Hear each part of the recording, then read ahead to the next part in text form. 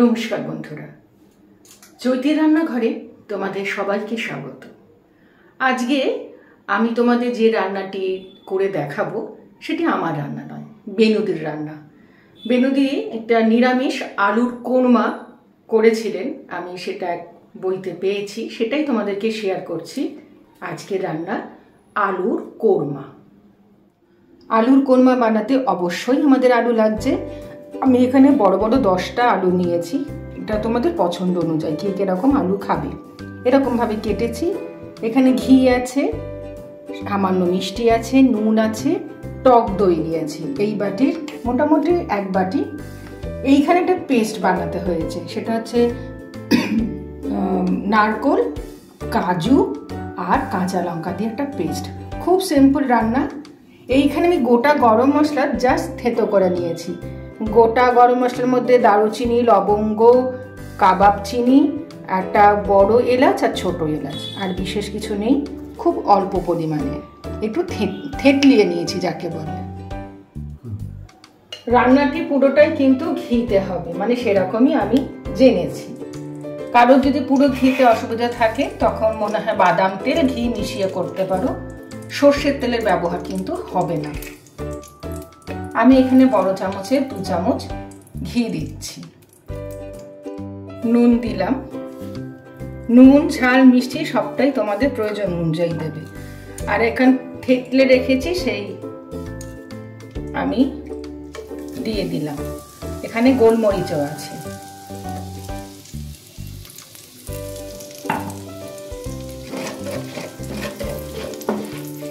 ভালো করে যখন মশলার গন্ধটা বেরোবে, গরম মশলা, তখন আমি এই আলুগুলো দিয়ে দেব।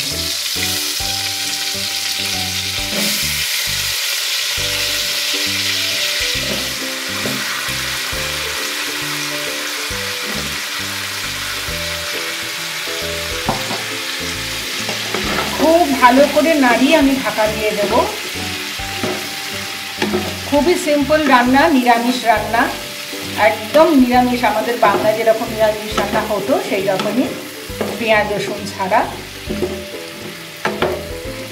আর বেনুদির রান্না তো অবশ্যই ভালো হয়, আমরা সবাই জানি ভীষণ ভালো রাঁধতেন উনি, খাওয়াতেও ভালোবাসতেন, যেটুকু আমরা বই পড়ে জেনেছি।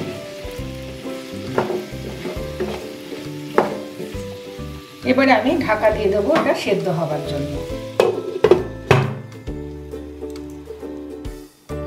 আমি মাঝখানে এসে নাড়িয়ে দিয়েছিলাম।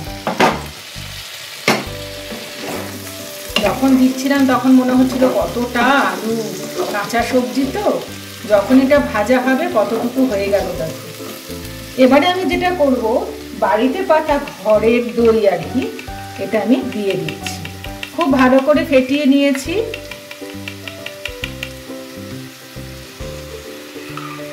এটাই কিন্তু কোনো হলুদ ব্যবহার হবে না, তোমাদেরকে বলে দিলাম। কেউ চাইলে দিতে পারো, আমি ওনার রান্না খুব একটা চেঞ্জ করিনি, তাহলে তো ওনার রান্না থাকবে না। খুব ভালো করে আমি দইটার সঙ্গে আলুটা মিক্সড করে দিচ্ছি। যেহেতু দই দিয়েছি, সামান্য একটু গুড় দেবো। তোমরা এতদিন যারা আমরা রান্না দেখছো জানো আমার বাড়িতে চিনি ব্যবহার হয় না, সামান্য দিলাম, কারণ কাজু বাটা, নারকোল বাটা দুটোই তো মিষ্টি, সেজন্য খুব বেশি দিলাম না।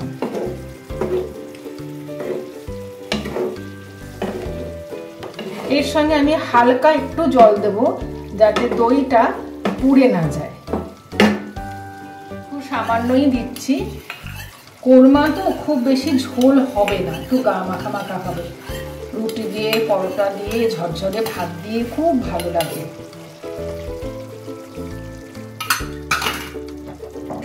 দিয়ে আবার কিছুক্ষণ আমি ঢেকে দেবো পুরোটা সেদ্ধ হওয়ার জন্য। কেউ চাইলে প্রেসারে একটা সিটি দিয়ে করতে পারো, কিন্তু করতে করতে এই কষাতে কষাতে কি হয়, আলুগুলো অনেক সময় ঘেঁটে যায়, সেই জন্য আমি প্রেসারে দিইনি আর কি। আবার ঢাকা দিয়ে দিলাম।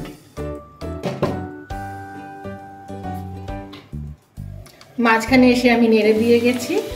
দেখো আমার জল একদম শুকিয়ে গেছে, দইয়ের সঙ্গে খুব ভালো গন্ধ বেরিয়েছে বন্ধুরা। এইবারে আমি যেটা করব, কাজু বাটা, নারকেল বাটা আর তার সঙ্গে কাঁচা লঙ্কা বাটা এটা আমি দিয়ে দিচ্ছি। দিয়ে খুব ভালো করে আমি নাড়াবো যাতে ধরে না যায়।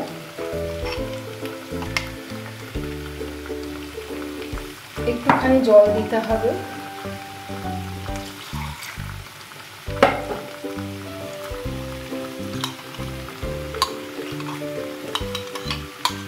যাদের নারকেলের অসুবিধা হবে, এর আগেও আমাকে এক বন্ধু জিজ্ঞাসা করেছিল, অনেকেরই অসুবিধা হয়, সহ্য হয় না, তারা কিন্তু পোস্ত দিতে পারো, তিল দিতে পারো, চারমগজ দিতে পারো।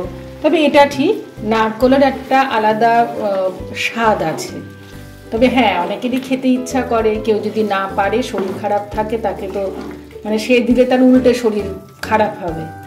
আনন্দ করে একটা করা জিনিস তো, সেক্ষেত্রে তোমরা তিল, পোস্ত, চারমগজ এগুলো দিতেই পারো।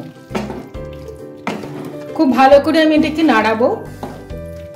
আমার আলু কিন্তু সেদ্ধ হয়ে গেছে, এই দেখো সেদ্ধ হয়ে গেছে।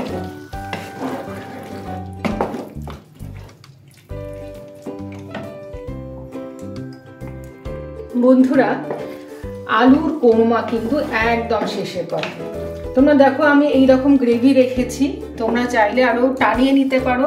একটা কথা তোমাদেরকে আমি বারবারই বলি যে রান্নাটা যখন ঠান্ডা হবে এবং একদিন যদি রেখে দাও, আরো কিন্তু এটা টেনে যাবে, বসে যাবে। তাই আমি কিন্তু আর টানাচ্ছি না। তৈরি হয়ে গেছে বেনলির একটি নামকরা রান্না, আলুর কোরমা, এবং সম্পূর্ণ নিরামিষ। দেখেছো তোমরা, নিরামিষের দিনে কিন্তু তোমরা বানিয়ে বাড়ির লোককে তাক লাগিয়ে দিতে পারো। চলো এটা আমি সার্ভ করে দেব। তৈরি হয়ে গেছে বেনলির আরও একটি অনবদ্য রান্না, আলুর কোরমা। এই প্রসঙ্গে বলে রাখি, আমি তো বই পড়ে জেনে তোমাদেরকে শেয়ার করছি। আমার শাশুড়ি মার বাপের বাড়ি, মানে তোমাদের দাদার মামার বাড়ি, উত্তমবাবু, সুপ্রিয়া দেবী, এদের সঙ্গে ঘনিষ্ঠ সম্পর্ক থাকাতে আমি দিদির কাছে বা মামাদের কাছে শুনেছি, দাদাদের কাছে শুনেছি, সত্যিই আমাদের বেনলি বা সুপ্রিয়া দেবী খুব ভালো রান্না করতেন। সেটা আমার কাছেও একটা বিশাল পাওয়া। তোমরা অবশ্যই এই রান্নাটা চেষ্টা করো এবং বলো তোমাদের কেমন লেগেছে।